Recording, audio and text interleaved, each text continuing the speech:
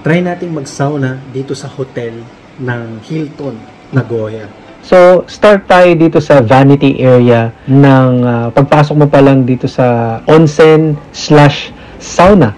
Makikita mo na yung kanilang vanity area with mirrors and lighting. So, at least kita mo agad, ano? Pagpasok mo dyan, hubot-hubad ka na, guys. So, punta naman tayo sa sauna or sa onsen amenities. So, pagpasok mo pa lang dun sa onsen area, talagang makikita mo na very luxurious. Publicly siya kasi kahit sino naman pwedeng pumunta, pero maliit lang siya. So kapag pasok mo doon, makikita mo na yung mga individual washing stations kung saan doon ka magtitake ng shower bago ka lumublob doon sa onsen. So bawat washing station merong stools dyan kung saan ka uupo. Then meron silang handheld shower. Tapos sa tapat nun may mirror, and sa tapat din ng mirror or sa baba ng mirror meron kang toiletries na magagamit dyan. Nandyan yung mga sabon, yung soap, yung conditioner, yung body wash, nandyan. So, pag step inside mo pa lang sa loob ng onsen area nila, makikita mo na agad, manonotice mo na yung very traditional Japanese na washing station. Gaya na sabi ko, nandyan yung mga stools kung saan ka uupo, at sa harap nun merong mirror. Each station is equipped with, yun nga, may mga sariling mga handheld shower, merong soap, body soap, shampoo, conditioner. Then punta tayo sa onsen, makikita mo yung onsen. Ang pasok mo pa lang, rinig mo na yung kumukulong tubig dun sa onsen bath eh. So kita mo agad yung mga malilinis na tiles, and yung rinig mo yung gentle steam pagkakulo ng tubig doon sa onsen, which is very hindi siya warm eh, mainit talaga siya. Kaya nga yung mukha ko dyan, pag lublob ko pa lang, talagang makikita mo yung reaction ko, sobrang init. Pakainit. Masarap sa pakiramdam kasi medyo mainit. Tapos dito medyo malamig. Gaya na sabi ko, eto, papasok tayo sa heart ng onsen experience, yung kanilang communal baths. Dito sa Hilton Nagoya, talagang nag-offer sila ng onsen area na very soothing hot water. Nakaka-relax talaga at nakaka-unwind.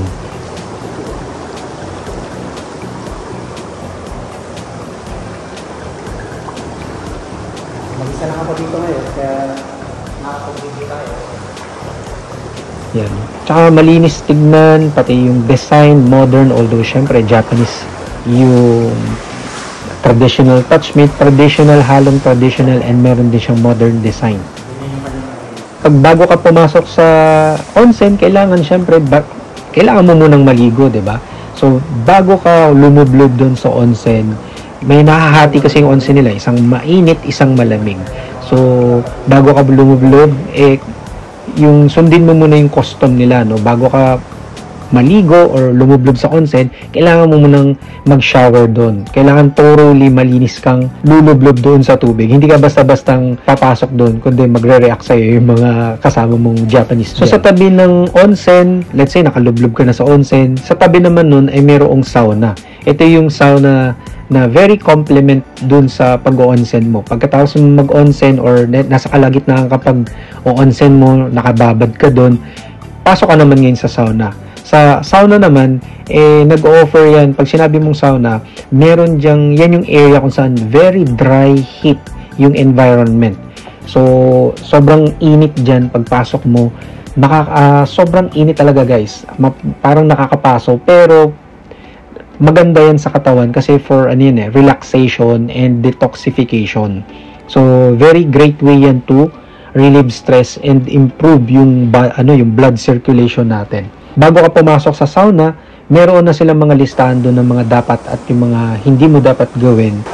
So yun guys, dito tayo. Ito yung sauna nila dito sa Hilton Hotel. Ayan, so medyo maliit lang pero maganda.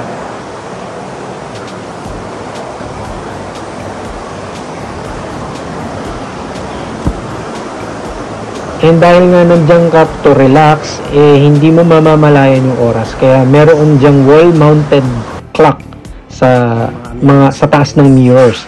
Para at least to help you keep track of time. Kasi nga, masyado kang nag-enjoy dyan sa spa experience sa hotel, kaya baka hindi mo na mamalayan yung oras.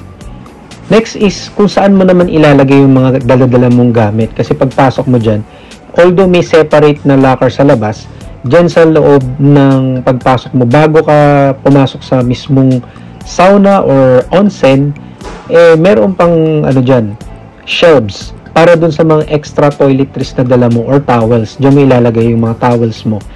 Then, bibigyan kanila ng towels, kasama na yun sa amenities. Pag i-avail mo yung kanilang onsen, sauna, bibigyan kanila ng towels. Merong white towel at saka merong yellow towel.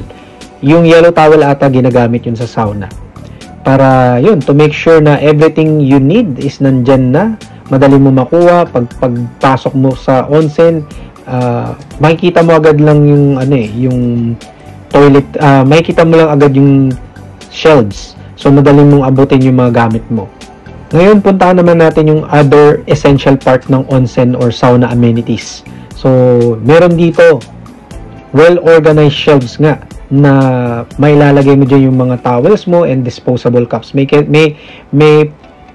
Merong inuman dyan or merong drinking fountain dyan. Pagpasok mo pa lang, bago ka pa lang pumasok sa sauna or sa onsen, meron kang makikitang mga disposable cups dyan. And pwede kang uminom dyan pagka, let's say, sobrang init na sa sauna at gusto mong uminom dahil sobrang nauhaw ka. Yan, pwede kang lumabas saglit, inom ka saglit, tapos balik ka uli. Ganon. So, very, ganda ng pagkaka-arrange. Very easy to grab whatever you need. At hindi talaga siya hassle. Meron ka pa makikitang, microwave.